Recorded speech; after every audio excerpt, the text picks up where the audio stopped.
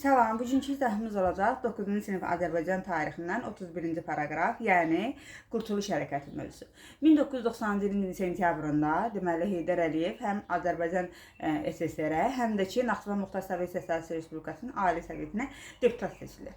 Onun təşəbbüsü ilə də noyabr ayında artıq Naxçıvan Muxtar Sovet Sosialist Respublikasının adından Sovet Sosialist sözü götürülür və 20 yanvar hadisələrindən isə ilk dəfə olaraq siyasi qiymət verilir onun təşəbbüsü ilə. Və Naxçıvan Ali Məclisi Azərbaycan Xalq Cümhuriyyətinin üç rəngli bayrağını Muxtar Respublikasının rəsmi bayrağı kimi qəbul edir. 1991-ci ilin sentyabrında isə Heydər Əliyev Naxçıvan Muxtar Respublikasının Ali Məclisinin sədri seçilir.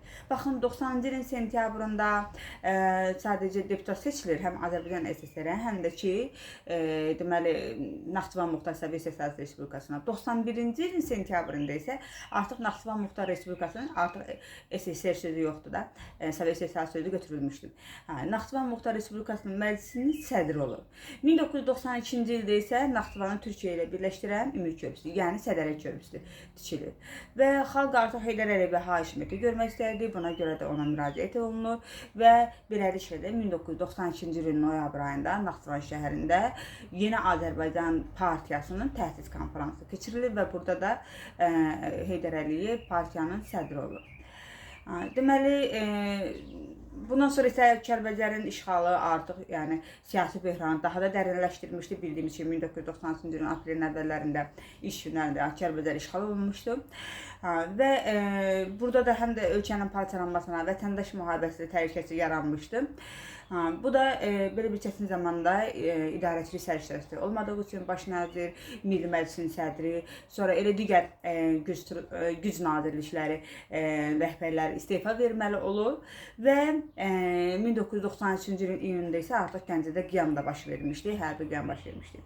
Belə bir çətin zamanda prezidentin özü müraciət edir ki, Heydər Əliyev, yəni onun müraciəti ilə Heydər Əliyev Bakıya gəlib, prezidentin müraciəti ilə və Heydər Əliyev öz həyatını təhlükə qarşısında qoyaraq Gəncə qiyamlı rəhbərləri ilə danışmaq üçün, vəziyyəti yerində öyrənmək üçün gedir Gəncəyə. Və orada da hər yollarını müəyyənləşdirdi. Və Gəncədən Bakıya qayıdır, sonra Heydər Əliyev burada Milli Məclisin sessiyasına çıxış edərək, məsələn, hər yollarını barədə məlumat verir. İyunun 15-də isə Heydər Əliyev deməli Azərbaycan Respublikası Ali Sovetinin sədri seçilir. 15 iyun 1997-ci ildən etibarən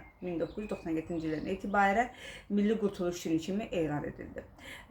Deməli 93-cü il 15 iyun Ali Sovetin sədri seçilməsi. Amma Qurtuluş günü nə vaxtdan elan edildi? 1997-ci ildən etibarən. Sonra Əbülfəz Elçibəy yəni baş verəcək vətəndaş müharibəsinin qarşısını almaq üçün Naxçıvana getdi. Amma bu artıq yəni Milli Məclis bunu xoş qarşılamır.